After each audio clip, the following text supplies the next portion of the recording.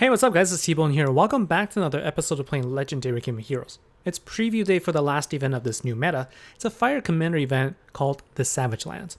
I wanted to cover the cards for this event since it's a bit different than what we've seen so far and talk about the upcoming change, also known as Legendary 3.0.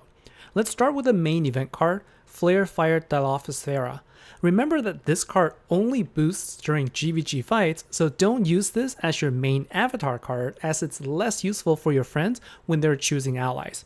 This card produces 4 Power Gem 1s as typical for all event cards so far, but there is a buff now which would double the number of Power Gems called Smoldering.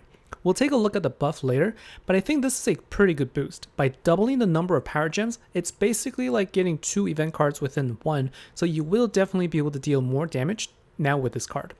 Now, if we jump into the Master Collection card, Mega Ventrix, you can see that it behaves similarly to the event card except it creates 4 Power Gem 4s. It also doubles while under the Smoldering buff. Now, it's important to know that this buff does not stack, so you will not get more than 8 Power Gems even if there are multiple buffs in play. There is a passive ability as well that increases giant attack by up to 30% at 300 intensity, but honestly, this attack increase is so minimal in commanders that you're going to barely notice it, so don't expect this to do too much. As a Master Collection card, the value comes from being able to create 8 Power Gems total, but when you create just 4 Power Gem 4s, this will perfectly power up the Fire God cards, which I'm going to go into a bit later. Now let's take a look at the support card, Smoldosaurus, which has a battle skill which is brand new.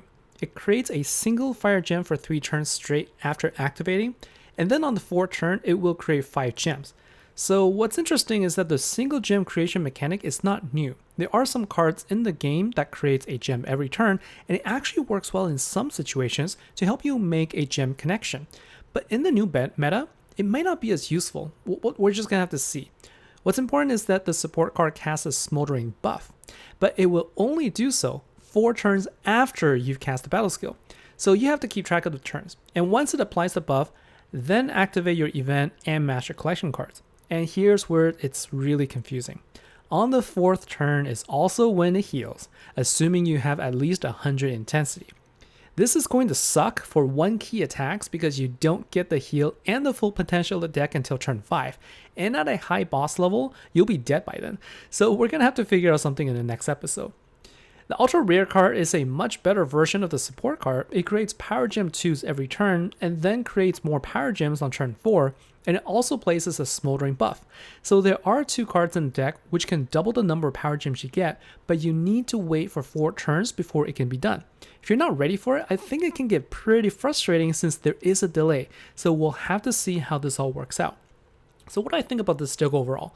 So the fact that you can get double the number of Power Gems overall means you're going to be able to deal more damage. Now the passive of the Master Collection card, I'm going to discount it because honestly that buff isn't going to deal a lot more damage. You're not going to see a significant difference there. And so you're sort of balanced with the attack boost with the fact that you have to wait, and it's not just a simple wait. You have to count your turns. You have to know when the Smoldering buff is going to be applied and then activate everything, and you can't count on your heal until later. So there's sort of that counterbalance to this deck that makes this, while initially feel like it could be a really good deck, it may also sort of be a double-edged sword where it's just in critical moments you may not get the heal you need and you may not be able to deal the damage you need if you don't have enough health. Now, I don't think health generally is going to be as much of a concern in the new meta, but still, I kind of have to see how this all works out. But I'm really excited to show the cards that are part of the collection heroes this time. Let's talk about what they are. Now, if we take a look at the collection cards, you can see that besides the event card, there's these 3 cards that you can get. The first was Lepora. Now, this card is absolutely useless. I hope you don't get it from your collection. It's not going to help much at all. Whereas Ra, on the other hand, is going to be an amazing card for you to get. I love this whole entire deck, and it was one of the first decks that I used heavily. And this card can create 5 Power Gem 1s and create 5 more if you have 4 or more Power Gems 4s on the board, which you'll get from your Master Collection card. So this is a really good card to have, and we will actually talk about the expected damage output a little bit later. The third card you can get here is Dragon Dancer. This card isn't too bad. It is a little bit older and it only creates 2 Power Gem 4s, but it is Power Gem 4s, and it is a also 10 times commander bonus at this point, so it will help a little bit. And this card can help the fire gods as well, but with the Master Collection card in play already, this has a little bit diminished value, but compared to Lepora, this is a lot better. So this would be the second choice if you didn't get Raw at all.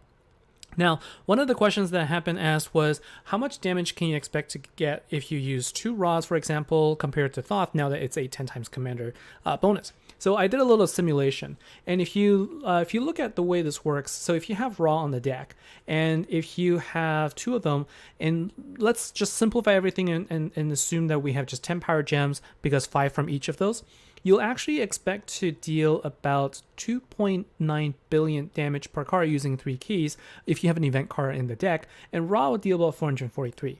On the other hand, if you have Thoth, same thing, 2 Thoth in the deck, you can see the multiplier actually is a little bit different, so that I have two multipliers of 5, and instead of Power Gem 1s though, it actually creates Power Gem 2s. You'll see that the damage actually goes up to 4.2 billion, and that's because the Power Gem, the Commander Gem bonus isn't exactly linear. So having 10 times versus 5 times doesn't mean that you'll double the damage, but the Power Gems, Power Gem 1 versus Power Gem 2 is more linear. That's why you see more of a change in there, but it's not too different. It's not too bad. So that means if you get Raw and you don't have Thoth, you're not really shafted in terms of the damage output. In fact, you're going to get really good damage output with this particular setup. So I think that this is a good opportunity to get something that is really good from the collection, and I really hope that you can get Raw here. So finally, before I go, I said I'm going to talk about 3.0 a little bit, and you can see here there is information about 3.0, Legendary 3.0, coming through Inside Scoop videos. This is by one of the game devs, Tiffany. Daniil has also talked about it in the past, and I'm going to try and summarize a little bit. So basically, really what you're looking at here is, today there was an update. So there's an update to the app, and you can see one of the biggest changes is this generation in the filter. So what I have filtered out here is a Generation 3 card that are Water Slayers. If you go to Generation 2, you can see that these were the past cards that are all about intensity. So generations 1, 2, and 3 really signify sort of the evolution that this game has taken place. In Generation 1, these were all cards, basically, let's just remove all of the filters here. In Generation 1, these were all cards that were pre-intensity. So these cards didn't have the ability to fill up the board with power gems, and that was the meta of the game. In Generation 2, that's when we have the, intensity-based power generation creation, happening, and with it, a long series of power creep that made event cards more powerful than the previous, making event cards basically worthless as soon as it was done.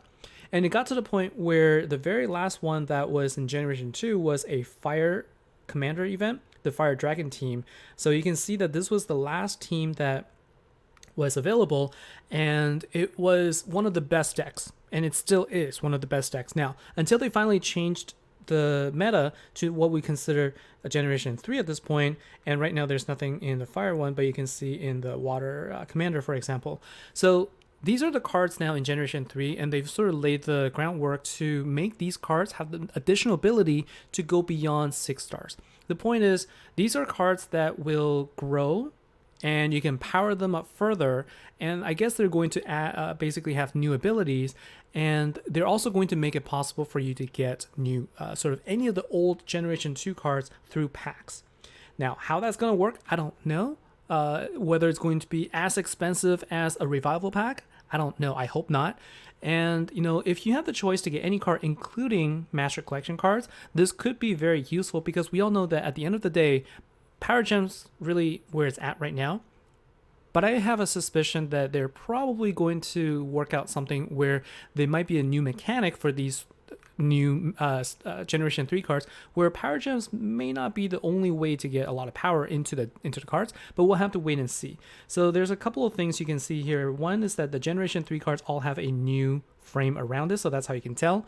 If you're new, you can sort of see this dragon perched on the corner here, and you can also see the different evolutions of these cards as well in the frame, which is kind of interesting. So you can see what, if it's 4 stars, 3 stars, you can see that, the dragon sort of comes out and the color is a lot different.